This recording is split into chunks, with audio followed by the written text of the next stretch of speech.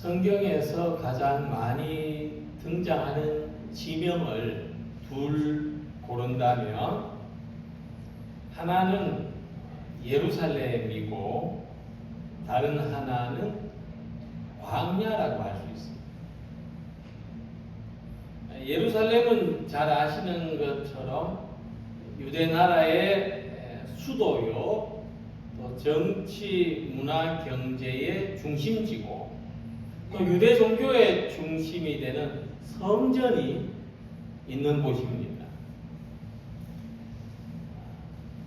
이에 반해서 광야는 특정한 도시나 위치를 가리키는 지명이 아닙니다. 그냥 광야는 사람들이 모여 사는 곳을 제외한 모든 지역, 그러니까 황량하고 버려진 곳이죠. 또 잘못하면 길을 잃거나 위험에 처할 수 있는 곳이 광야입니다. 또 광야에는 마실 물이나 먹을 것도 찾기 어려운 곳이죠. 그런데 성경에서는 이 광야가 예루살렘 다음으로 많이 나타나는 배경이고 또 하나님과의 관계에서 중요한 사건들이 주로 이 광야에서 많이 일어납니다. 그 내용을 찾아보면은 야곱이 돌베개를 베고 자다가 하나님을 만나는 곳이 광야입니다. 모세가 양을 치다가 하나님의 소명을 받은 곳도 광야입니다. 그리고 가장 잘 알기로는 출애굽한 이스라엘 백성들이 구름 기둥과 불 기둥의 인도를 받으며 40년 동안 하나님의 은혜로 지낸 곳이 광야였습니다. 그리고 선지자들이 하나님의 음성을 들었던 곳도 광야입니다. 그리고 신약 성경을 보면은 한밤중에 목자들이 예수님 탄생의 소식을 들은 곳이 광야에서 들었습니다. 그리고 함께 읽으신 말씀을 보면은 세례 요한이 사람들에게 회개의 메시지를 선포하면서 예수님의 나타나심을 기다리던 곳이 광야입니다.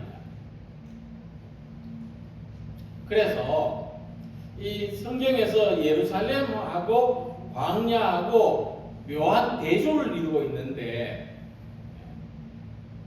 이 예루살렘은 높은 곳에서 하나님의 구원을 기다리는 장소라고 한다면 광야는 낮은 곳에서 하나님의 구원을 기다리는 장소라고 하는 겁니다. 근데 하나님의 구원을 기다리는 사람들은 어떤 경험 속에서 광야에 있었을까? 성경을 보면 그들은 목자 없는 양같이 방황하고 있었습니다. 가난과 질병의 고통을 겪고 있습니다. 그러면서도 간절하게 하나님의 구원을 기다리고 있었던 것입니다. 자, 이런 상황과 연결해 본다면 오늘 우리에게 광야는 어떤 곳입니까? 우리 삶의 가장 낮은 모습, 가장 낮아진 자리가 내 인생의 광야입니다. 그리고 힘들고 고통스러운 상황이 오늘 나의 광야입니다. 하지만 하나님을 향해서 간절한 기도와 소망을 가진 자리가 또한 우리의 광야가 되는 것입니다. 편안하고 안락한 자리가 아니라 우리가 하나님의 자녀로 살아가기 위해서 또 하나님 나라의 참된 시민으로 존재하기 위해서 위태롭고도 격렬한 그런 싸움이 일어나고 있는 현장이 오늘 우리들의 광야가 되는 것입니다. 함께 읽은 말씀을 보면은 이 광야에 한 사람이 우뚝 서 있습니다. 그는 세례 요한입니다. 누가복음을 보면 세례 요한은 잉태되기 전부터 하나님의 특별한 사명을 받은 그런 일꾼으로 선택된 사람이었습니다. 그리고 세례 요한의 사명은 메시아보다 먼저 세상에 와서 먼저 태어나서 메시아 예수님의 오심을 준비하는 역할을 가진 사람입니다. 그래서 세례 요한은 예수님의 오심을 준비하기 위해서 광야로 나왔습니다. 광야에서 예수님의 오심을 준비하고 있었습니다. 자, 그렇다면 오늘 이 시대에서 우리들도 세례 요한처럼 각자 자기의 광야에서 예수님의 나타나심을 준비하는 사람들이 되어야 할 것입니다. 자, 그러면 오늘 우리들이 예수님의 오심을 준비하는 의미와 그럼 우리는 우리의 광야에서 어떻게 예수님의 오심을 기다리며 살아갈 것인가를 생각해 보면서 은혜를 나누고자 합니다. 첫 번째로 생각해 볼 말씀은 세례 요한은 광야에서 외치는 자의 소리였다고 하는 것입니다. 구약 이사야 선지자는 예수님이 나타나시기 전에 먼저 광야에서 외치는 자의 소리가 있을 것이라고 예언했습니다. 그러니까 성경에 이 누가복음에도 예수님이 등장하기 이전에 먼저 광야에서 외치는 자의 소리가 있습니다. 4절 말씀에 선지자 이사야의 책에 쓴 바 광야에서 외치는 자의 소리가 있어라고 했습니다. 자, 그러면 우리가 이렇게 생각할 수 있죠. 무슨 동화 속에서 광야에 어떤 소리가 막 동화 속에 보면은 소리가 광야에서 막 들리잖아요. 임금님 기는 당나귀 기다 이런 동화가 있잖아요. 그럼 그런 소리냐? 뭐 광야에 또 유대 사람들이 광야에 귀신이 있다고 생각했어요.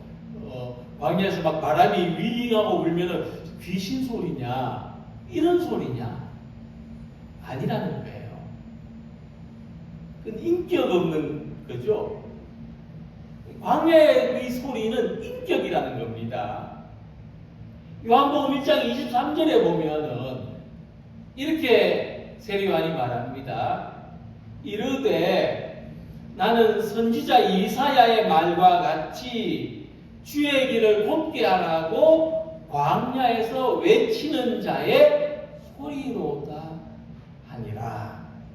자, 세례 요한은 자기를 외치는 자의 소리라고 말했습니다.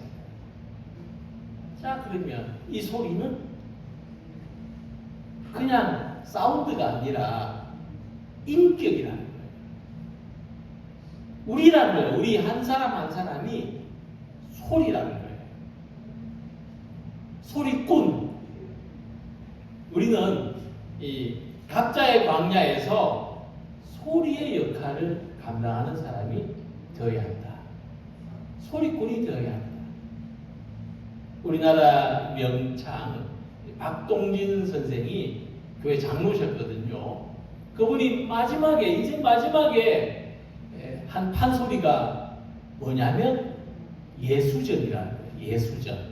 예수님의 일대기를 판소리로 합니다. 소리로. 정말 그는 소리꾼이죠. 복음을 소리하는 사람. 우리가 바로 그 소리라는 거예요. 세상에는 언어가 있고 그 언어를 전하는 소리가 있습니다. 언어를 전달하는 방법에는 뭐 그림도 있고 또 글자도 있고 몸짓도 있습니다만은 소리는 언어를 전달하는 대단히 효과적이고 또 직접적인 방법이죠. 그래서 말씀을 진리라고 한다면 소리는 진리를 전하는 매개체입니다. 예수님이 달이라면은 세례 요한은 그 달을 가리키는 손가락입니다. 그 역할을 소리라고 했던 겁니다. 특별히 이사야 선지자는 좋은 소식을 전하는 말이 아름답다고 했어요. 이사야서 52장 7절 보면 좋은 소식을 전하며 평화를 공포하며 복된 좋은 소식을 가져오며 구원을 공포하며 시온을 향하여 이르기를 내 하나님이 통치하신다 하는 자의 산을 넘는 말이 어찌 그리 아름다운가. 그러니까 세상에는 아름다운 소리가 있고 시끄러운 소리가 있습니다. 아름다운 소리는 진리를 드러내는 소리죠.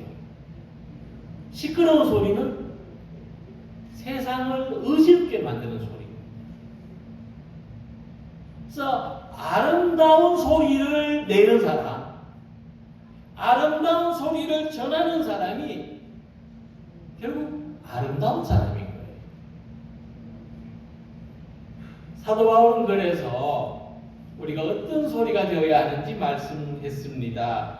우리는 수많은 사람들처럼 하나님의 말씀을 혼잡하게 하지 아니하고 곧 순전함으로 하나님께 받은 것 같이 하나님 앞에서와 그리스도 안에서 말하노라. 자, 우리는 세상을 혼잡하게 하는 사람들이 아니에요. 세상을 혼란에 빠뜨리는 말을 하는 사람들이 아니에요. 예수 믿는 사람들이 하는 말은 진리를 전하는 소리예요. 우리는 구원을 전하는 소리입니다. 특별히 우리는 삶과 영혼이 죽어가는 사람들을 생명의 길로 부르는 소리예요. 환난과 고통으로 신음하는 사람들에게 하나님의 위로를 전하는 소리입니다. 싸움과 분열의 세상에 평화의 기쁜 소식을 전하는 소리인 겁니다. 이 광야는요, 사람의 소리를 듣기 어려운 곳이죠. 광야는 사람의 소리가 들리지 않는 곳이에요.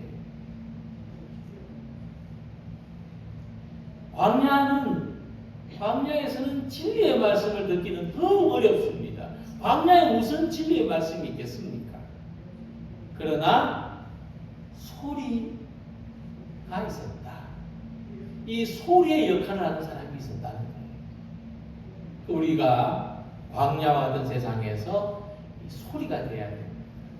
소리의 역할을 하는 사람이 되어서 구원의 복된 소식을 전하는 성도들이 되시기를 소망합니다. 두 번째로 광야에서 우리가 할 일은 주님이 오실 길을 준비하는 거예요. 지금도 우리는 주님이 다시 오시기를 기다리고 있지 않습니까? 우리가 해야 될 일은 주님의 길을 준비하는 거예요. 너희는 주의 길을 준비하라. 그의 오실 길을 곧게 하라고 했습니다. 이 말씀은 주님이 오시는 것을 모르고 있는 세상을 향해서, 주님이 오시는 것을 모르는 사람들을 향해서 주님이 오신다는 이 소리를 전하는 겁니다. 학교 다닐 때 수업이 시작하기 전에 잠깐 쉬는 시간 또는 점심시간 후에 어떤 아이들은 책상에 엎드려 자고, 어떤 아이들은 막 떠들고 장난치고, 심지어 어떤 아이들은 막 책상 위에 올라가서 춤추고 노래 부르고 무질서 하다가도 제일 먼저 창가에 또는 문 앞에 앉은 아이가 선생님 오신다, 이 한마디에 일순간 조용해지고 모든 아이들이 자기 자리에 후다닥 앉아서 선생님을 기다리던 생각이 납니다. 아버지 월급날 혹시 퇴근할 때 과자나 튀김 닭이라도 한 마리 사들고 오시지 않을까 싶어서 일찍 잠을 자지 않고 대문 열리는 소리를 기다렸어요. 아버지 오신다.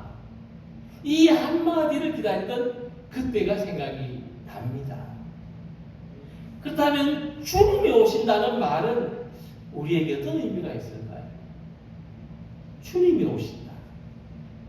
주님이 오시면 내 삶에, 내 인생에 어떤 일이 일어날까?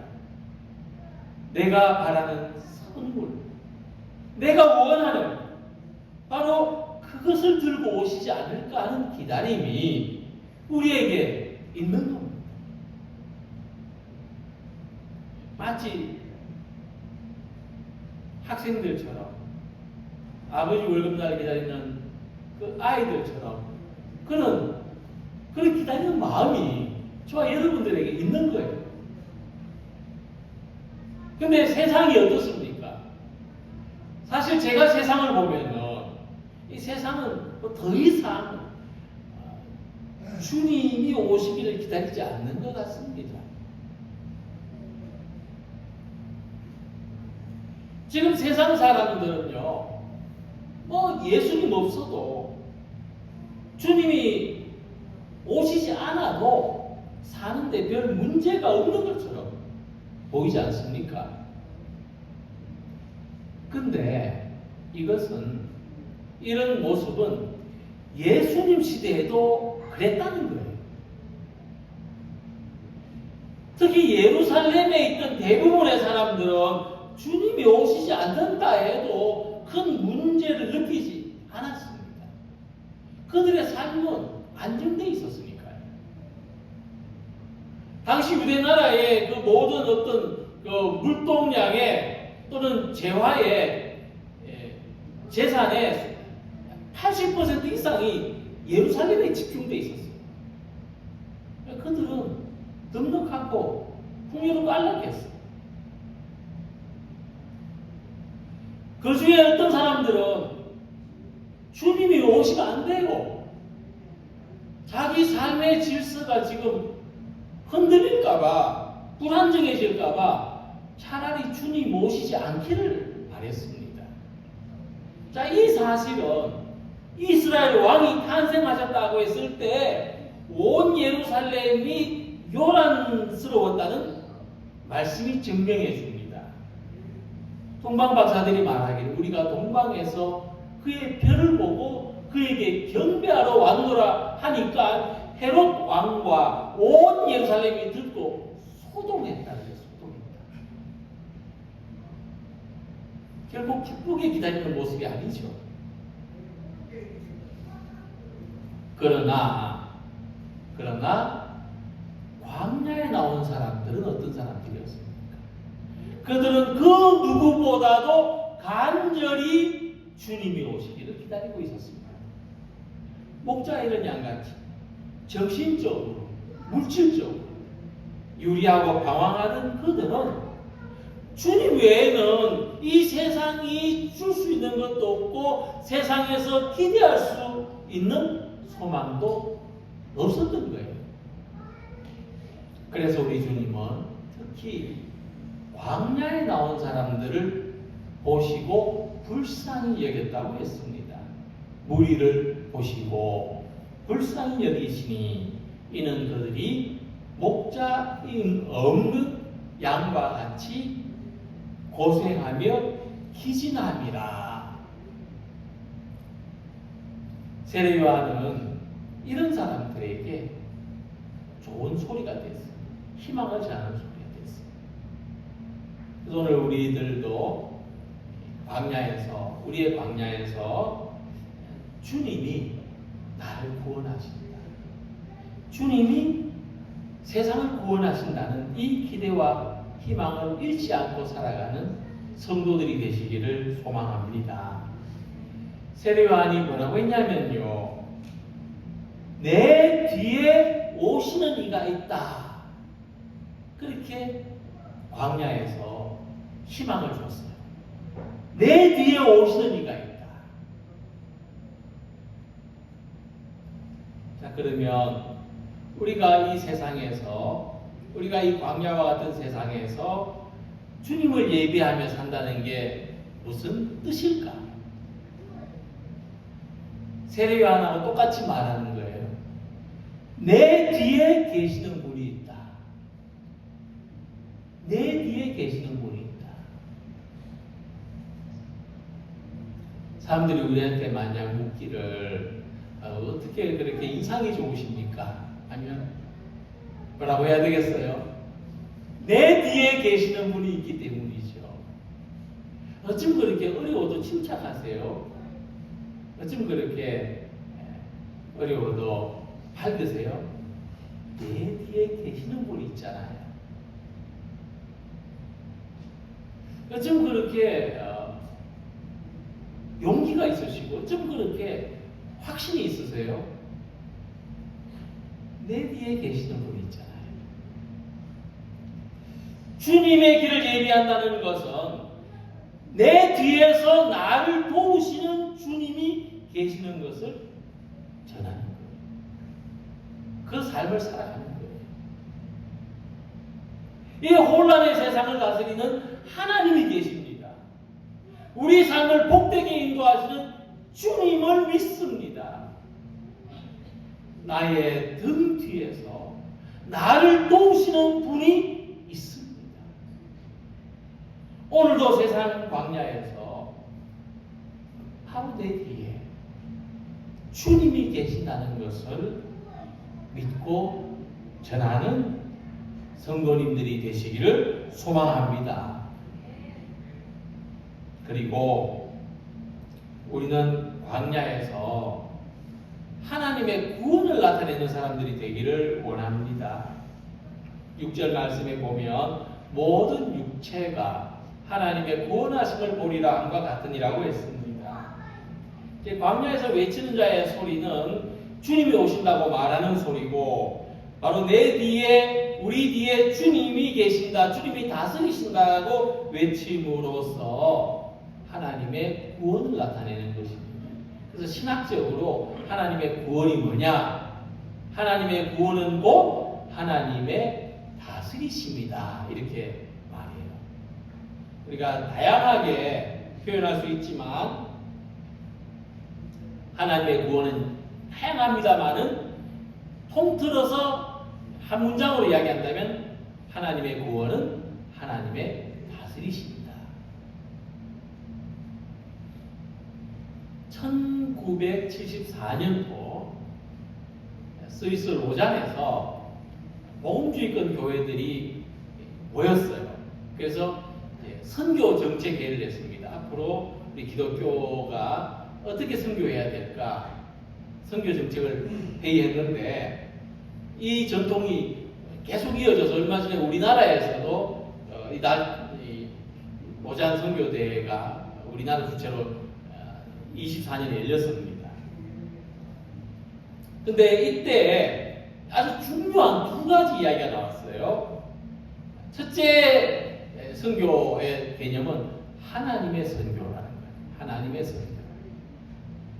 사람의 선교, 교회의 선교가 아니라 하나님의 선교라는 그런 좀 차별적인, 좀 다른, 색다른 주제가 나왔어요. 두 번째 주제는 뭐냐면은 오늘의 구원이라는 주제였어요. 오늘 우리에게 구원이라는 건 뭔가? 오늘 세상 사람들에게 구원이라는 어떤 의미인가? 이게 두 가지 주제였어요. 첫째는 하나님이 선교하신다 하는 거고, 두 번째는 오늘의 구원이란 무엇인가? 오늘 교회는 세상을 향해서 무엇이 구원이라고 선포해야 되는가? 그때 이제 두 가지 역시 이제 결론이 도출됐는데, 하나님의 선교는 사회적인 구원을 무시하지 않는다는 개념이에요. 개인의 구원뿐만 아니라 이 세상의 구원도 하나님의 선교에 포함된다는 거예요. 이것을 이제 통전적인 선교라고 이렇게 말해요. 통전적인 선교. 토탈 선교. 이렇게 되겠죠. 그래서 하나님의 구원은 세상의 구원을 최종적인 목표로 한다는 것이고, 교회는 개인뿐만 아니라 세상의 구원에 대한 책임이 있다. 이런 중요한 사명을 받아들이게 된 성과가 있습니다. 그래서 우리가 광야에서 외치는 소리 뭐냐 하면 하나님이 다스리신다. 이 복음을 전하는 거예요. 하나님이 다스리신다. 그렇다면 오늘 우리는 하나님의 다스림이 없는 삶은 어떤 삶이고 하나님의 다스림이 없는 세상의 모습은 어떤 모습인가를 생각해 보아야 되겠습니다. 바로 이것은 세례 요한이 광야에서 외쳤던 소리와 연관이 있죠. 하나님의 다스림이 없는 그 삶은 광야와 같습니다. 하나님의 다스림이 없는 우리의 삶은 광야와 같습니다. 다르게 표현하면 황무지예요. 내 삶에 하나님의 다스림이 없으면 내 삶은 황무지예요. 광야예요. 내가 포기한 내 모습이에요. 우리가 포기한 교회의 모습이고 우리가 포기한 세상의 모습이 하나님의 다스림이 없는 모습이에요. 그래서 내가 나의 삶을, 내가 우리의 교회를, 내가 세상을 포기하면 안 돼요. 우리가 그것을 포기하면 그것은 황무지가 되고 광야와 같이 되는 겁니다. 자, 그러면 우리는 우리의 삶을 향해서, 나를 향해서, 우리의 가정, 우리의 교회, 세상을 향해서 뭐라고 외쳐야 되겠습니까? 하나님이 다스리신다. 아멘이십니까? 하나님이 다스리신다. 내 인생을, 우리의 가정을, 우리 교회를, 이 세상을 하나님이 다스리신다. 그래서 하나님의 구원은 예루살렘에서 광야로 가는 길이 아니고 거꾸로 광야에서 예루살렘으로 가는 길이 구원이에요. 낮은 데서 높은 데로, 가난한 사람들에게서 부자들에게로. 하나님의 구원은 땅에서 하늘로. 예수님은 그 구원의 길을 만들어 주셨습니다. 그래서 우리에 찾아오셨어요. 이 성탄절이 다가오고 있습니다. 하나님이 다스리시는 우리 각자의 삶, 우리의 교회, 우리의 세상이 되기를 소망합니다. 교회가 그들로부터 그들에게 나아가는 구원의 길을 열어가는 우리 모두가 되시기를 소망합니다. 세례 요한은 이 일을 위하여 광야로 나갔습니다. 바로 내가 사는 자리가 광야예요. 이 광야에서 주님께로 향하는 구원의 길을 만들어 가시는 성도 여러분들이 되시길 바랍니다. 내 고통 속에서, 내 아픔 속에서 주님께로 가는 길을 만들어 나가요.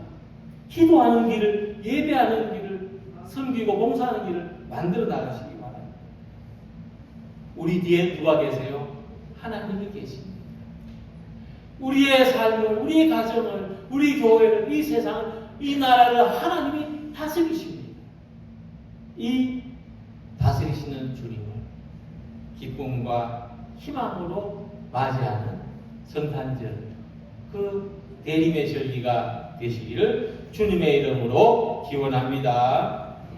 기도드리겠습니다.